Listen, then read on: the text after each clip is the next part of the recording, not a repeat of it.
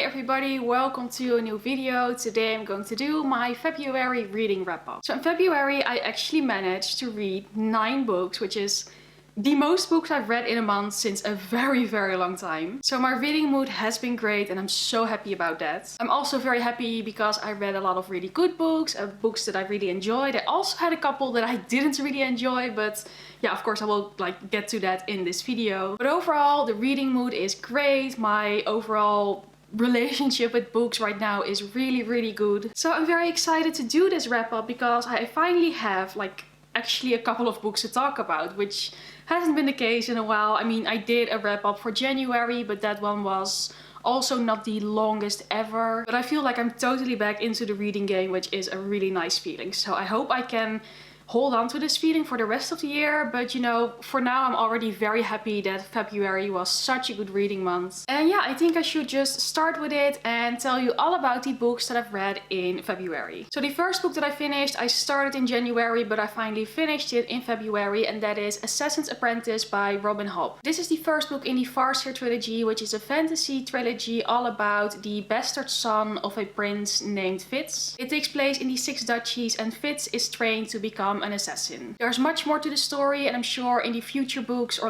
the next books in the series there will be much more to it as well. But yeah, it took me a while, about 3 weeks or so, but I finally finished the book at the beginning of the month and I was really happy with it. I already talked about it quite a bit in my January wrap up, but I will just very quickly summarize what I thought of it again. I thought it was a very good book. I thought it was very well written. I really enjoyed the writing style and the world building and just the storytelling overall. But I also think that it was a bit slow and that this book is definitely very much the building stone for the next books in the series. Because overall not that much happens plot-wise in this book, and also the plot is a bit over the place sometimes, all over the place. It was still very enjoyable, but that is also the reason why it probably took me 3 weeks to finish it, because it could be a bit slow at times. But I still really enjoyed it. I still had a very good time reading it, and I'm actually also happy that I took my time with this book and that I could really digest the story and really experience it. And I already heard in some of the comments on my January wrap up that the book series does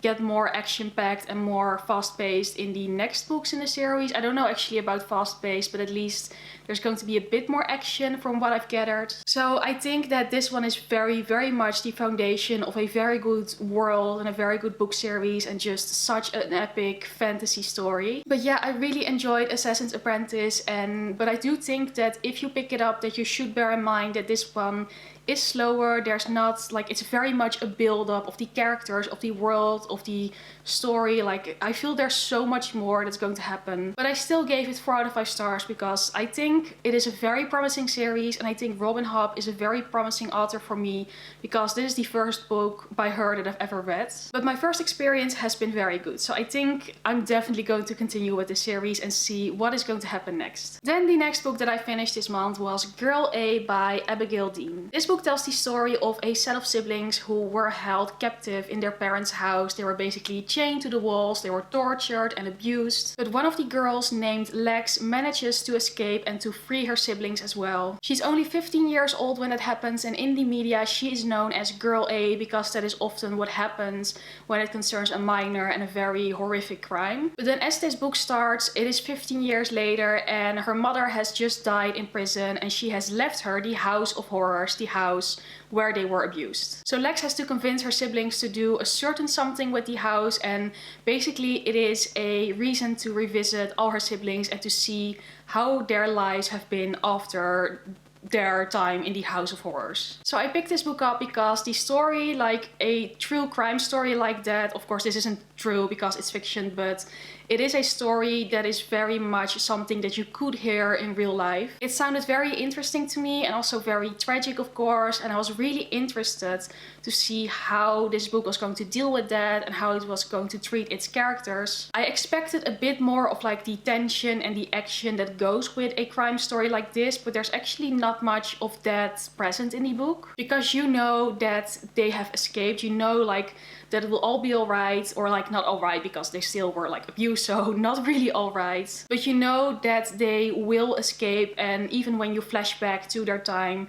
in the house, you know that Like, it's not a will they or won't they escape, because that's not the question that this book answers. You already know that. What I actually found really interesting is that this book really focuses on how their lives have been after such a traumatizing event, such a traumatizing life before, how they adapt to that, how different siblings adapt in different ways, and how that's, of course, what happens to them is still very much a thing that bothers them on a daily basis. It also focuses a bit on how other people react to like a story when that happens, how other people are interested in true crime stories and how they are sometimes fascinated with that, and how it is where you're actually the subject of a true crime story. So I feel like this book is a lot more psychological than I had expected, because I had expected a bit more tension, and I don't know, even though the premise already says that they escaped and the book starts with them 15 years later. But okay, still, it is, I think when you pick it up, you should know that it's not very thriller-like, because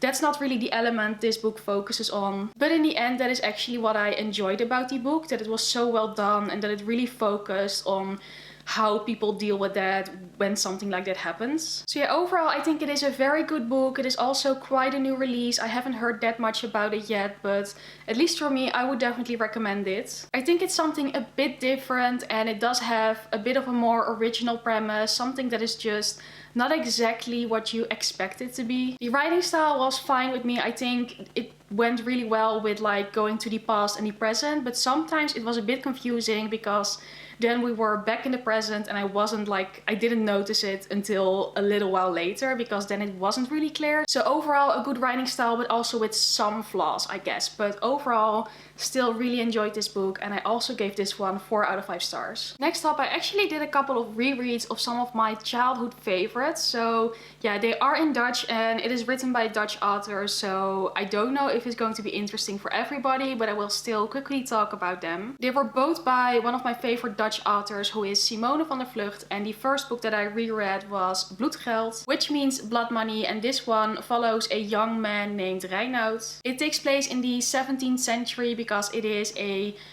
young adult historical fiction book. It is about Reinoud, who is very poor and doesn't have a lot of options, and then he has to go sailing to Indonesia for like the trade that was very much a thing back in the day. But life on a ship is very hard and the captain isn't always really fair, so there's like a lot of tension and things that aren't completely alright. And then there's also another storyline that follows a young girl who also lives in Amsterdam, but who doesn't have the option to go sailing because, of course, she's a girl, so she has to find some other way to make money to not starve to death. This is a book that I read so many times when I was younger. That's also why I have an actual physical copy of it.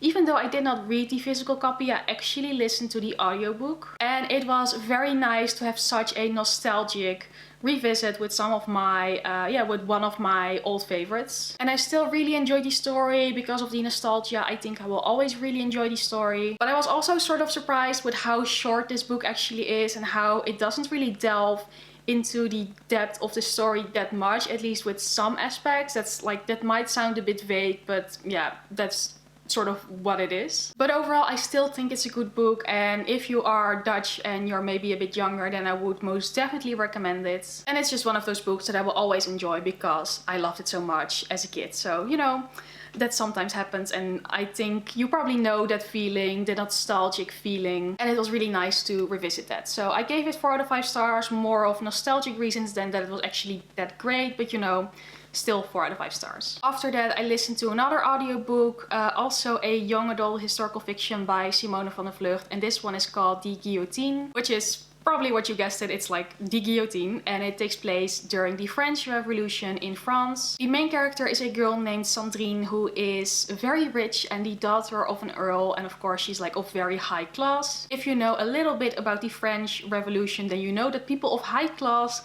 were not that popular during that time. Of course, Sandrine is different than your other rich girls, as in that she actually cares about the poor people who are starving, which is I think my biggest issue with this book that it's very much a not like other girls book. But apart from that, I think it's still an interesting story. This is also one that I read when I was younger, but not as often as Bloedgeld, because I didn't own a physical copy of it. I just borrowed it from the school library once, and at the time I enjoyed it a lot more than I did now, I guess. Same thing as with the previous book, that it was just a lot shorter and a lot more simple than I remember, which of course is probably good for a young adult, or maybe not even young adult, more middle grade-ish book. But yeah, it was still nice to listen to, but I don't think it's a masterpiece or anything. I do think that it's an interesting book, and I do think that it's nice to have historical fiction for younger people, because that doesn't happen that often, at least not in the Netherlands. But this one is a good one for that. But I gave it 3 out of 5 stars because I think it could be better.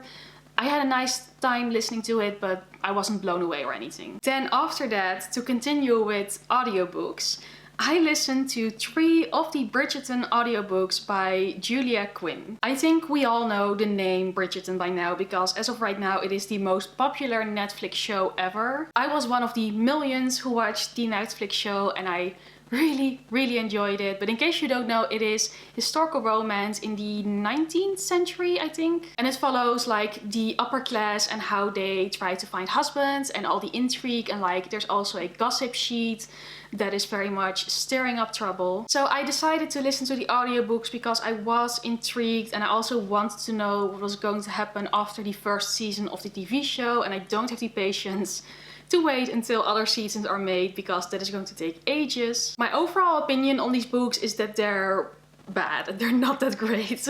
The TV show is so much better in basically every aspect. But I will very quickly give reviews of the separate books that I read. So first of all, I read The Duke and I, which is the first book. This one follows the oldest Bridgerton daughter named Daphne. Every single book follows a different Bridgerton sibling. So the book, it is so much less than the TV show. It is very much only the perspectives of the love interest. There are basically no side characters, no side plots. It is very much toned down. There's also a very infamous scene in that book that many people have talked about that indeed is very gruesome and horrific and just not okay. It is also not that great in many other ways. Like, it's just, I don't know, not the greatest example for people to like behave. In the end, it was alright. I mean, I still do love the story idea, and I do think it is a nice audiobook to listen to, because you basically just don't have to think, because it's so simple and so cheesy. And I gave The Duke and I 3 out of 5 stars because I was just a bit, okay. But maybe it's more of like 2.5 out of 5 stars. The next one is The Viscount Who Loved Me, which is about Anthony Bridgerton. This one I really did not like, because I feel like Anthony Bridgerton is just not a likable character at all in the book. Same feelings as with the first book. It is alright to listen to, but there are so many problems with it on so many levels. It is very hard to relate to these characters and to root for these characters. It's just not great. But I think that with the actual TV show, they're going to do a much better job of it. At least I hope so, because the first season was so much better. And The Viscount Who Loved Me is also 2.5 out of 5 stars. And then I listened to An Offer from a Gentleman, which is about Benedict Bridgerton. And with this one, I was the most disappointed, because Benedict in the TV show is like such a cutie, such a precious cinnamon roll. He's amazing, so sweet. And then in this book, he is such a horrible person for so much of the time. And it is framed in a way that he's supposed to be like this amazing hero, but oh my god, he does so many things that I'm just so not okay with. Which makes this the biggest disappointment. Also, this book is weirdly a Cinderella retelling, just randomly out of nowhere. And for this one, I have the lowest rating, which is 2 out of 5 stars. It's really not that good, guys. I'm sorry. I mean, I can understand how you enjoy it if you want to listen to something that is so mindless and just so cheesy, but no, I don't think I actually want to continue with the series because it's so bad. But at the same time, I'm also curious about the rest of the books and how bad those are going to be. So I don't know, maybe I'll continue with them, maybe not. But yeah, this is not a good book series in my opinion. It's just really not that impressive. Then for something a bit more positive and uplifting, I actually did a reread of Chain of Gold by Cassandra Clare, which is the first book in the Lost Hours trilogy. And of course I did a reread because the next book in the series is going to be published very, very soon. Maybe it's already there when this video goes up because I'm not exactly sure when this video is going to be published, but I think it's probably almost there because it's going to be released on the 2nd of March. But anyway, this is the first book in the Last Hour series, which is a sequel to the Infernal Devices, which is like in the past. This one takes place around 1900. It follows the children of the characters of the Infernal Devices, and yeah, it's about shadow hunters. Again, it's about the demon hunters. There's always a bad guy, there's always like many interesting fun characters to follow. As you may know, I am a big Shadowhunter book fan. I love them. I always enjoy them so much because they're fun, they're adventurous, they're funny. All the characters are usually very well done, and I really enjoyed my reread of Chain of Gold. And I'm so happy that I did it because it had been a year since I read it. There was a lot that I had forgotten. So it was very much necessary, and I've actually done a spoiler review about this one before. I've done a spoiler-free reading vlog of this before last year when it came out. You can watch those if you want to hear more about my thoughts, because right now I don't have that many new interesting thoughts, just that I really enjoyed my reread and that I'm very much looking forward to the next book. And I gave it 5 out of 5 stars, just as I did last year. And then for the final book that I finished in February, that was The Song Rising by Samantha Shannon. Yes, it finally happened. I finally continued with the Bone Season series. It was about time. The Bone Season series is about a girl named Paige who lives in a sort of different version of our world, slightly in the future, where clairvoyance is a thing that really exists. But it's also illegal to be clairvoyant and to have those powers, and Paige is somebody who has very rare clairvoyant powers because she is a dreamwalker. Then from the first book onwards, much more happens, so much more, but yeah, you really have to read the book to actually find out what that is going to be. I finally read the 3rd book and I really enjoyed it. I do think that it's not my favorite of the series so far, but still a very good one. What I really appreciate about this series is how well the world is built and how well the magic system is explained and how the world is always expanding throughout the different books. I also enjoyed that this book series really takes its time with this story, like it's not rushed or anything. I also don't think it's slow, by the way, but it's not too rushed. It's not like you don't know what is happening because everything happens so quickly. I really enjoyed that about it, and I also like that even though it is like fantasy and there's so much that is happening that cannot be real, it still feels realistic when it comes to the emotions and the actions that people take, which is something that I always appreciate in a book series, and I think this book series does it really well. And my only critique of the entire series, I guess, is that sometimes it's a bit slower,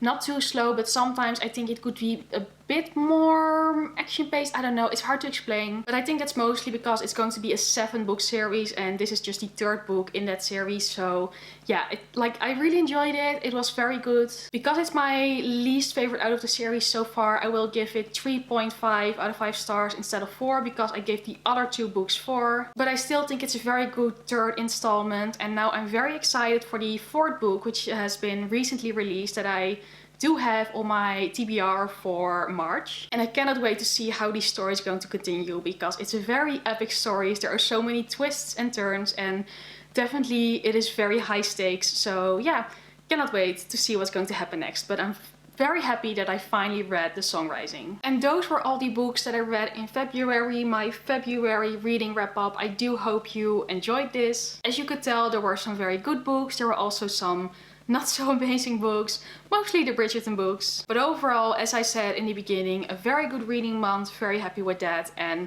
yay, hopefully it will continue in March. So yeah, fingers crossed for that. But for now, again, I really do hope you enjoyed this video. And if you did, maybe go subscribe, give it a thumbs up, or leave a comment. If you leave a comment, please let me know what your favorite book was that you've read this month, or something that you are planning to read next month. Just tell me about it, I'm always interested. And hopefully I will see you again very soon in one of my next videos. Bye!